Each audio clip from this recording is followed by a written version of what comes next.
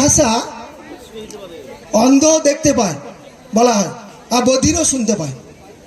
দয়া এমন একটি ভাষা, অন্ধ দেখতে পায়, বধিরও শুনতে পায়। এখানে অনেক হাজার হাজার মহিলারা আজকের উপস্থিত হয়েছিলেন। কর্মসূচির নামটা কিন্তু বাংলার মুখ্যমন্ত্রী মমতা ব্যানার্জি সর্বভারতীয় নেত্রী আলাপচারিতা দিয়েছিলেন। আলাপচারিতা, সেই আলাপচারিতার একটা এক্সাম্পল মিতারানী সাউ তিনি তুলে ধরেছিলেন।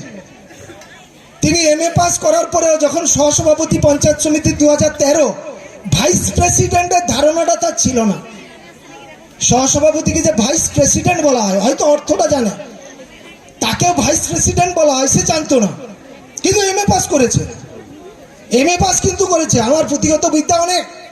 ঘরের মধ্যে থাকলে কি হয়, তিনি বলছিলেন যে আমি ভাইস প্রেসিডেন্টের অর্থটা সেদিন বুঝতে পারিনি। সেদিন কিন্তু তাকে না বলে দিয়েছিল যে ফোন করছিল ব্লক থেকে। পরবর্তীকালে তিনি বলছেন যে আমি আজকের মহিলা সংরক্ষণ মমতা ব্যানার্জির দয়ায় কোন জায়গায় আসতে পেরেছি, হাজার হাজার মানুষের সামনে বক্তব্য রাখতে শিখেছি এবং আজকে জেলা পরিষদের সদস্য হয়েছি, পঞ্চায়েত সমিতির সভাপতি এক্সাম্পল দিয়েছিল। এরকম অনেকেই এখানে আছেন। এখানে সংগঠনেত্রী কতজন আছেন? মহিলাদের জন্য আয়োজন করেছেন, তার মধ্যে সর্বোচ্চ নারী সুরক্ষার জন্য কন্যাশ্রী প্রকল্প। আমরা সকলেই জানি যে একজন মহিলা তার যখন জন্ম হয় সে কারুর না কারুর মেয়ে, আবার যখন একটু বড় হয় কারুর দিদি হয়, আবার যখন আরেকটু বড় হয়, আরেকটু বড় কিশোর বয়সে কারুর প্রেমিকা হয়, আবার একটু বড় হলে কারুর বান্ধবী হয়, আবার যখন একটু বড় হয় কারুর স্ত্রী হয়, আবার একটু যখন তার বয়স বাড়ে কারুর মা হয়, আবার যখন একটু বয়স বাড়ে কারুর দিদিমা কিংবা কারুর ঠাকুমা হয়।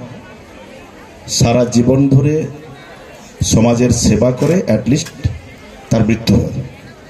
তো যে সোসাইটি, যে মহিলারা সারা সমাজকে বা সমাজের সেবা করে সারা জীবন ধরে পরিশ্রম করে দেহত্যাগ করেন, তাদের জন্য মমতা বন্দ্যোপাধ্যায় ছাড়া কোনো ভারতবর্ষের কোনো রাজনৈতিক ব্যক্তিত্ব কখনো কোনোদিন ভাবেনি।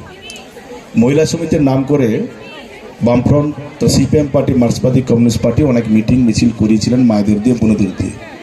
কিন্তু নারী সমাজের উত্থানের কথা কেউ যদি ভেবে থাকেন, তার নাম মমতা বন্দ্যোপাধ্যায়। মমতা বন্দ্যোপাধ্যায় মুখ্যমন্ত্রী হয়েছেন। মুখ্যমন্ত্রী হওয়ার পরে আমাদের সকলের মুখে হাসি ফিরেছে। একটু বসার জন্য আবেদন। সবাইকে নিয়ে আমরা খুব সুন্দরভাবে এই অনুষ্ঠানটা করলাম। আমরা মহিলা শক্তি আরও এগোতে চাই, মহিলা সংগঠন আরও মজবুত করতে চাই, কারণ আমাদের একটাই লক্ষ্য 26-এর বিধানসভা নির্বাচন। আমরা কালকে নেতাজি ইন্ডোরে আমাদের নেত্রী, আমাদের মাননীয় মুখ্যমন্ত্রী মমতা বন্দ্যোপাধ্যায়ের যে উদ্দেশ্য, যে আমাদের জন্য তিনি যে বার্তা দিয়েছেন, সেই বার্তাকে আমাদের সবাইকে সফল করতে হবে। আজকে এই প্রোগ্রাম, আমাদের আলাপচারিতা প্রোগ্রাম, এই প্রোগ্রামের মাধ্যমে আমরা আমাদের দিদির বই, দিদির জীবনী, দিদির প্রকল্প, মহিলাদের জন্য, মেয়েদের জন্য যে প্রকল্পগুলো করেছেন সেটা আমরা প্রকাশিত করলাম। আমাদের সভাধিপতি উত্তম বারিক মহাশয়, পীযূষ কান্তি পণ্য মহাশয়ের হাত ধরে আমরা প্রকাশিত করলাম। আমাদের সংগঠন যাতে আরও মজবুত হোক। আমরা কাঁথি সাংগঠনিক জেলা, আমরা যে বিধানসভাগুলো হারিয়েছি আমাদের ভুলে বা আমাদের যে কোনো কারণে, আমরা সে সমস্ত বিধানসভা আমরা ফিরে পেতে চাই। আমরা মহিলা সংগঠনকে আরও মজবুত করতে চাই। আজ থেকে আমরা এই মঞ্চ থেকে শপথ নিলাম, আমরা 26-এর বিধানসভা নিশ্চিতভাবে আমরা অনেক অনেক ভালো ফল করব এবং পূর্ব মেদিনীপুর পুরো জেলা আমরা আমাদের দিদিকে উপহার দেব এবং দিদিকে চতুর্থবারের মতো মুখ্যমন্ত্রী আমরা সবাই দেখতে চাই। এটাই হচ্ছে আমাদের মূল উদ্দেশ্য। আপনার নাম? আমি রিজিয়া বিবি, কাঁথি সাংগঠনিক জেলা মহিলা তৃণমূল কংগ্রেসের সভানেত্রী। আমাদের সঙ্গীত শিল্পীকে দলের গান গাইতে বলবো। গানের